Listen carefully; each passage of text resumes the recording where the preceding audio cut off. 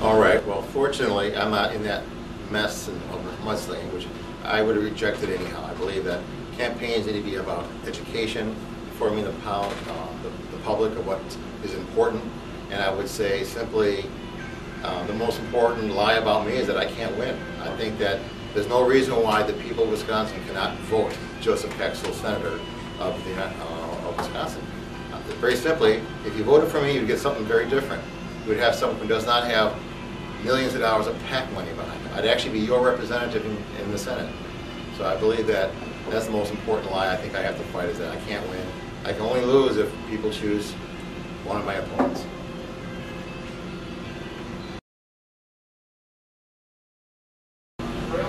All right, about the tax cuts expiring in early 2013, I would definitely vote to extend them, but I would do something different. I would extend them indefinitely, no more year by year. Americans pay enough taxes. If we have a budget problem, we have to do it the old-fashioned way, folks. We have to do it through budget cuts. There's lots of places we can cut. The Department of Education, which offers only a third-tier bureaucracy for our children. We have the Department of Commerce, which I don't see why there's any reason for that. There's the Department of Energy, aside from nuclear energy issues, could easily be removed. Remember that Carter created the Department of Energy to reduce our dependency on foreign oil. How has it worked out for us? It's just wasting money at this point. When it comes to the defense, there's places we can cut there by returning to a pure defensive military posture. We stop nation building, we stop trying to be the policemen of the world, and we bring our troops home to defend our borders here in America. And then we have to look at Social Security and Medicare, but I'm assuming there'll be questions on that later. I'll kind of deal with that at that point.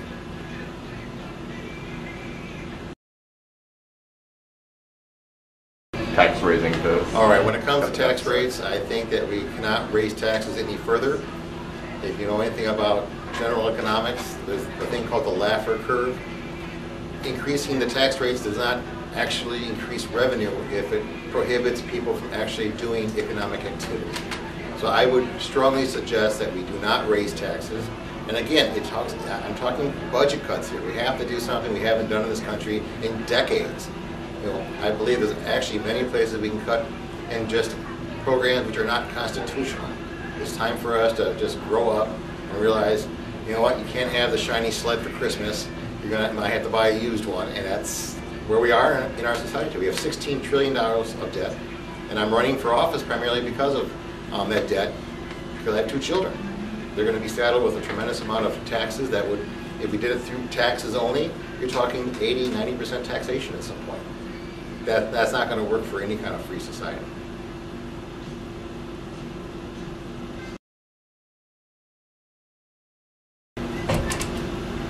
She's saying she'd cut ag subsidies. She could what? She's saying she would cut ag subsidies.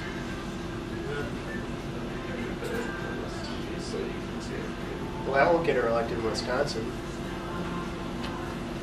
That'd give me some trouble too, because I think that as a libertarian, no handouts to anyone, including businesses. So that's a free market idea. Right. So.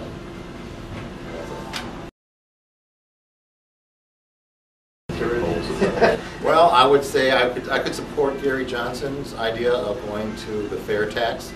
I don't think it's a perfect tax system, but it would be far less intrusive into your life. It'd be nice to have a tax system where I don't have to tell them I have children, or what my medical status is, or anything else. You don't realize how much you have to give away to the government just to pay your income tax. Plus, people also forget that the income tax is very expensive to prepare for. They say by 2015, we're going to have about $500 billion of compliance costs. $500 billion that we as citizens pay just to do our taxes. A fair tax would have taxes collected as you buy things, like you do a sales tax in Wisconsin. It's a much more natural tax, and the paperwork is much reduced, and it's hard to cheat that. In fact, you would have everyone paying that tax, including drug dealers and a lot of people who are currently running tax-free. So I think that's the best way to go with that. And like I said, a simplified tax system would increase businesses, because when I started my business, that was the last question I had for myself. Am I ready to deal with the IRS where I'm guilty until proven innocent? And they can hold my money indefinitely. So I fully agree that going to a different type of tax system would actually increase our competitiveness in the world, and that's where I'm going to leave it. Productivity increases have a problem to do with how Congress is working or not working, is what I can think. Well, the filibuster rule in the Senate. Well, I would say the role of Congress is not to run your life. It should be literally a part-time job with probably part-time pay. Now, as for term limits, personally, I don't support term limits, not because I think that people who run for office deserve to be there forever. It's just I believe that a term limit is actually a limit on you, the voter. It's government saying you can't pick who you want. So I think that if you want better people in Congress, it's your job as a voter to put them there. And when they don't do a good job, it's your job to fire them. Very simple. To sit there and say we're going to have government automatically fire your congressman because you're not willing to do it, it doesn't cut it. We need voters who are willing to do the job as voters. And I would say if we had a part-time, well, I would say if we got back to what Congress should be doing, they would be repealing literally tens of thousands of jobs, and then I wouldn't have to give up my business to be a senator. I would just basically show up occasionally for little things like interstate commerce disputes, and maybe if there's a declaration of war, I'm sure they can put that on an iPhone. They'll have an app for that. So I don't even have to go to Washington if we ever got invaded. So I think the best place for a senator or congressman to be is at home with his own business or job. He should be a part-time representative. Can I clap at that?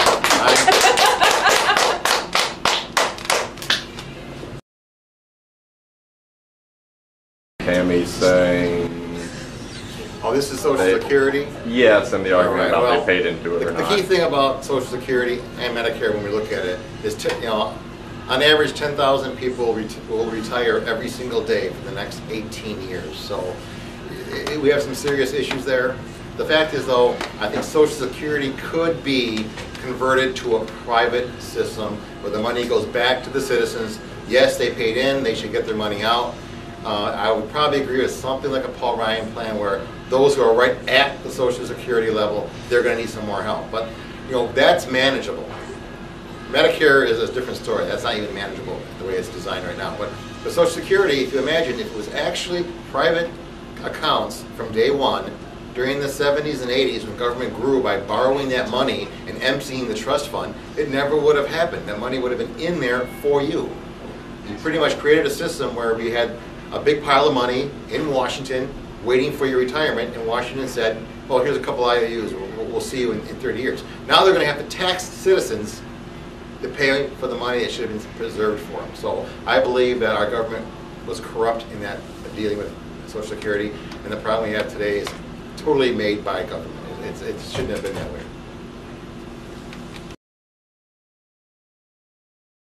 All right, if this is about Obamacare, the question is, I would say we repeal Obamacare immediately. It has already damaged our economy with loss of jobs and increasing the insurance rates for virtually everyone in America. It's already a failure, and it hasn't even fully been implemented yet. So we have to get rid of Obamacare, and if people are concerned about their health, we need to go to a free market system, which means you have to have yourself making choices for yourself. We need to get into nutrition. We need to get into many areas which are private issues. They're not government issues. They're private issues. And if you're going to have any government assistance in these programs for those who are severely ill or have horrible, maybe congenital issues, that would have to be a state or most likely a local program. The federal government, according to the Constitution, has no authority to be involved in health care at any level, including Medicare, which actually sets the prices for health care throughout the country. So I think the health care is your issue, and I think the best way we can help you is by cutting the budget so you can keep your tax money so you can take care of yourself. It seems kind of strange if we're going to give our money to the government to go through a bureaucrat's hand to come back to us in a check. Why not just keep the money in your hand and let you take care of your own health? And you'll have more freedom there than you'll ever have under Obamacare. Excellent answer. Well, a good thing about the... She was just defending that very same... Oh, yeah. The thing about the pre-existing condition too is that health care should not be part of your insurance through your employer. It should be private insurance that you pay for. And that way, when you change your job, you don't lose your insurance. You don't have to worry about a pre-existing condition because you have your insurance for your whole life. That's the problem we have now, is that we connected our medical insurance to our employer, which they say most people have 10 jobs in a lifetime. That's 10 times you're going to have to transfer your medical system. So I would definitely say that you have to get the tax credit if there's going to be one, but I don't recommend. It should be on the employee, not the employer. Existing conditions. I would say nothing, and nothing's worth keeping. I don't believe in, repealing parts of it. Repeal it all in its entirety. It's plainly unconstitutional.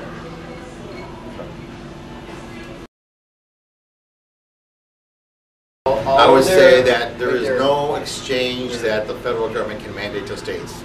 Any states that create their own exchanges, like Massachusetts, they're free to do that as sovereign states. The 10th Amendment pretty much says if the federal government doesn't have the authority to do it, it's left to the states or the people. Amazing that the people can manage our own lives without the government. Legislative powers. My answer on Medicare questions would be simply, the Medicare program is unconstitutional, but we have to transition out to it. At this point, too many people are dependent on the system. We can't just cut it overnight. I wish we never would have had it, but we can't. So the key thing with Medicare is that I would support my presidential candidate's view, Gary Johnson.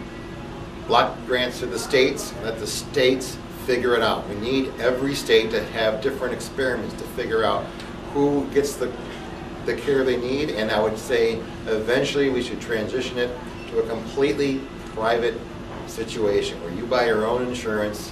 And like I said, if you get taxes down, people can afford their own insurance. I would say that if people had their own choice, most people would take a catastrophic plan and pay for all the little things themselves, which they would haggle like crazy on. I mean, it's time to go into a doctor's office like you're going to a rummage sale. So you know what? Can you do it for $4? Can you do it for $3? Okay, 4 is good. We have to start negotiating on price. The very simple thing about the free market is LASIK surgery and cosmetic surgery over the last 20 years has reduced in price about 30%, and the quality of these procedures have just skyrocketed. I had a friend of mine whose mother got the wrong LASIK surgery. She had a common name. Guess what? In 6 weeks or so, they redid it and fixed it. That's advancement. I think technology is the best way to solve our medical issues because as we get smarter, the costs can come down. So I think healthcare, I'm not afraid of healthcare. I think if we get the government out of healthcare, like out of the FDA and all these interference in the free market, we see dramatic technological changes that would give us the healthcare that we want at a fraction of the cost, not much unlike the cell phone. 20 years ago, the cell phone was the size of a bread box and it cost literally thousands of dollars. Today, everyone can afford a cell phone, in contrast to the government who thinks they got to buy them for you. But I believe that most people can afford a cell phone on their own, and I would suggest that we can afford medicine too once we get the government out of the way.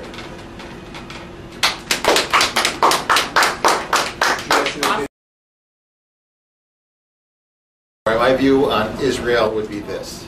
I believe it's a sovereign nation that has more than enough resources to defend itself without our assistance, and I think they would probably do a better job without our help because they could make the decisions they need to do directly, including maybe figuring out how to have peace.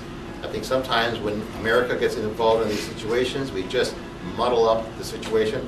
For example, all the wars we've had in the Middle East, we've killed literally hundreds of thousands of people. And as an ally of Israel, then Israel has pretty much part of the blame for that. That does not help the peace process when we're killing people all over the place. I think we should, personally, I feel we should withdraw from the Middle East, keep our money, and trade with them. So this is something which I think people have to understand. Not invading a country does not make you an isolationist. If you trade with people, you get to know them, you can become friends with them, and then peace will then come from that. You get peace through trade, not through raining bombs on peoples all over the world. I would say, first of all, I hate to say this, Iran's a sovereign nation, and if they do not want to abide by the Proliferation Treaty, that's their option. But I believe, truly, the #1 reason Iran wants the bomb is not to drop it on Israel. They want the bomb to keep the American forces from invading their country. We have to understand that. That's why Korea got the bomb. They want us to stay outside, and guess what? America does not invade countries with the bomb, very simply. The losses we would have would be horrible. You could lose literally dozens of divisions in a single strike. And I don't think any president would want to tell the American people that he lost 50,000 troops in a single day. So obviously we do pick fights that we think we can win, and I think that most countries want nukes because that's the equalizer.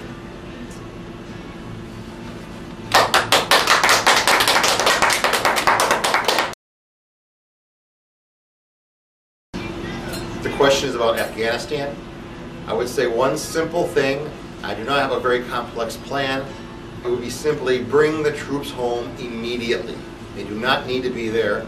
The fact that the police who are trained by us turn the guns upon us tells you it's time to leave. It's not our fight, and I think that they have to manage the country that they call their own themselves.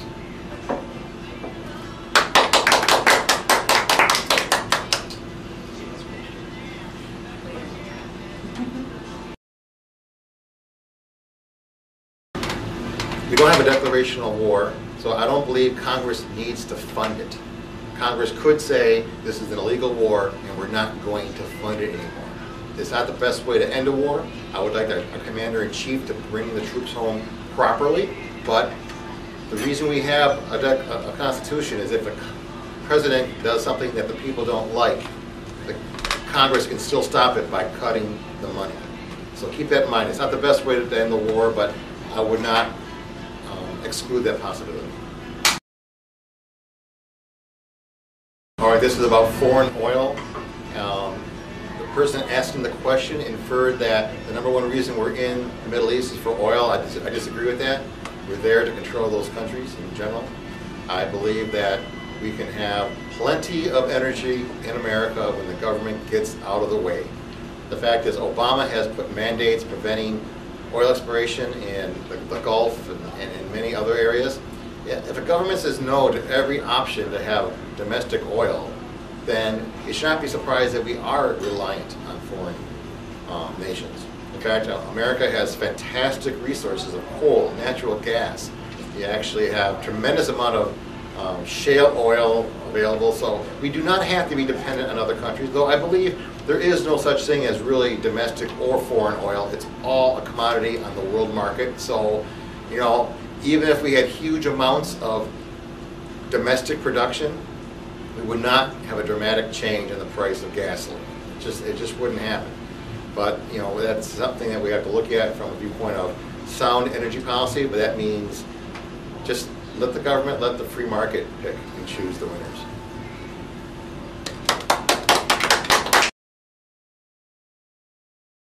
Can I say that? One quick thing about the oil, gas.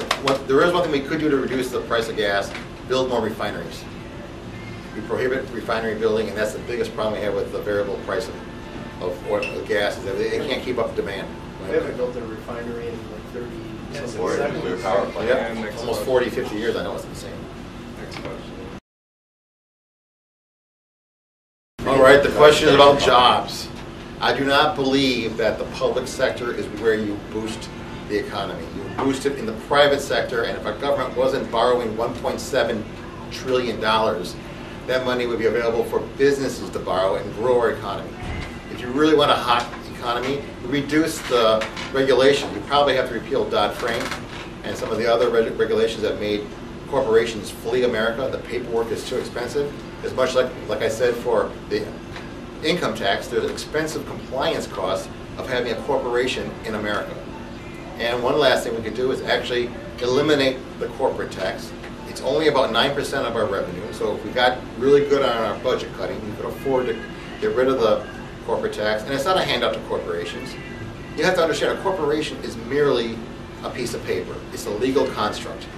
If you increase the taxes on a corporation, they will increase the prices for products and services. They'll cut compensation to their employees, and they probably cut dividends. So the people pay the taxes that a corporation pays. It just comes in different areas of the economy. So I think that if we want a powerful economy, we cut the corporate tax, but it actually hurts our exports, because The way the VAT tax is used is actually a weapon against us economically, because our corporate tax is applied to every product we sell across the world, while the VAT tax is eliminated before they sell to Americans. So it would actually level the playing field somewhat with the world markets, and we'd actually be able to invigorate our economy. I think with enough deregulation and tax cuts, we'd have more jobs than you would ever imagine. You know, immigration would no longer be a problem. We'd probably be begging people to come here to fill these jobs.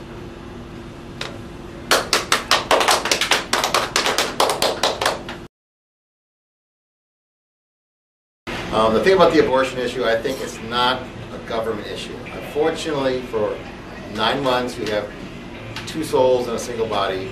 There will be conflicts in that situation. And it's a moral issue that the people must address themselves. Just by making abortion illegal won't stop it. If that was true, there would be no marijuana smokers in the entire country today. The fact is, the government cannot impose moral standards. People will just avoid it. The moral battle must be waged at the public level, in the arena of discourse that people have as citizens.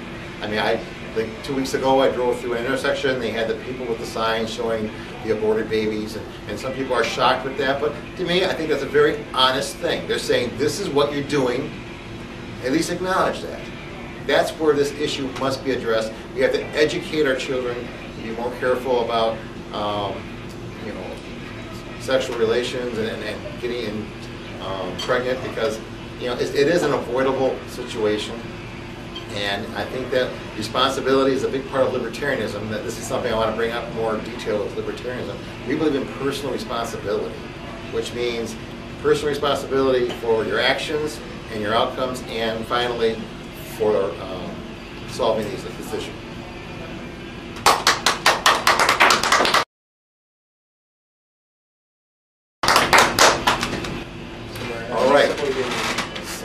Now this one is another one that's a little different for libertarian. This is about same-sex marriage.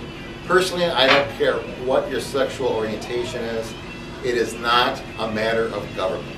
I'm offended I have to go to government to get a marriage license. The fact is, marriage is something that was once something for the people and the church to manage. We invited government into it.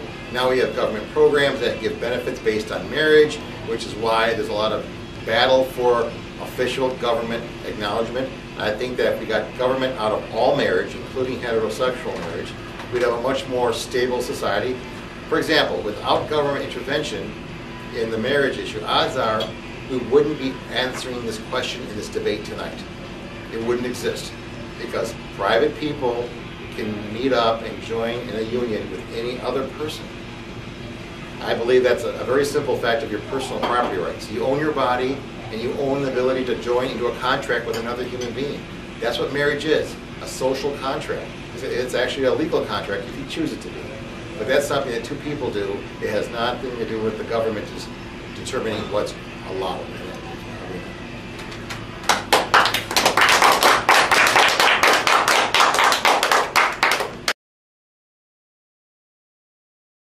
Are you talking about the invasive species of the Asian carp? Well, that's something I believe, since the Great Lakes have created an association to defend the lakes, it's a state issue at its core. The federal government might be able to provide some resources when it comes to the Army Corps of Engineers if there's benefits in that regard. But you know what? You know, maybe a free market approach might be important.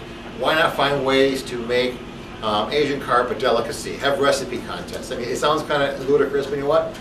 If we manage any animal through the free market, you get better results. If you have too much deer, they increase the willingness to hunt deer. It's the same thing with this invasive species. Unless there's some technology that we can use for it, I think it's going to be a very difficult issue, because you're talking about breeding patterns of wildlife, which we're not that good at controlling the breeding patterns of humans yet. I don't think we're quite ready to manage the carp problem from that viewpoint. So I think we just have to get, you know, we created a problem, we might have to just live with it. They're asking if I would work with other parties. I would definitely work in that. I once joked about tripartisanship. I would work with anyone who believes in the basic principles of our Constitution and the extension of human liberty in America. If you're going to protect our our freedoms, I'm all in to help you. If you want to balance the budget in 2013, I'm all in. And if you want to really get involved in fixing Medicare, Social Security, and ending the wars in Afghanistan, I'll work with anyone who wants to do that. But I will not compromise my principles. I'm not going to compromise those who elected me by making deals that are not correct.